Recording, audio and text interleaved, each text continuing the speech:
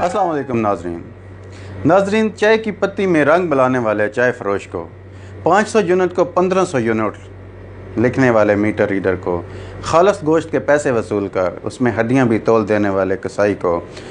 खालस दूध के पैसे वसूल करके पानी पाउडर बेचने वाले गवाले को, गाड़ी के ओरिजिनल स्पेयर पार्ट्स निकाल कर 2 नंबर स्पेयर पार्ट्स लगाने वाले गवाले को, बेगुनाह की FIR में 2-4 और हीरोइन की पुड़ियाँ डाल देने वाले SHO साहब को, घर बैठकर हाज़िरी लगवाने वाले कौम के मुस्तकबिल के ममार उस्तादों को,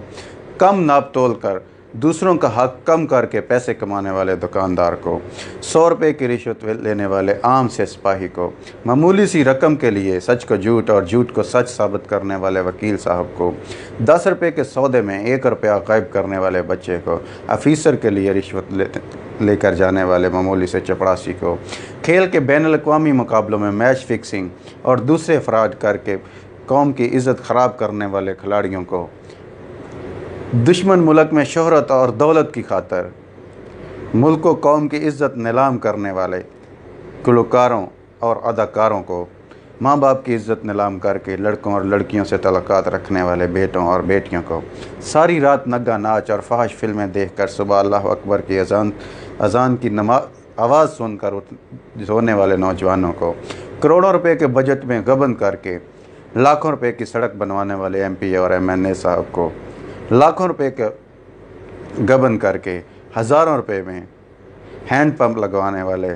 जाबर ठेकेदार साहब को, और हज़ारों रुपए के गबन करके सैकड़ों रुपए में गली पक्की करने वाले मेंबर साहब को, मस्जिद के मेंबर पर बैठे हुए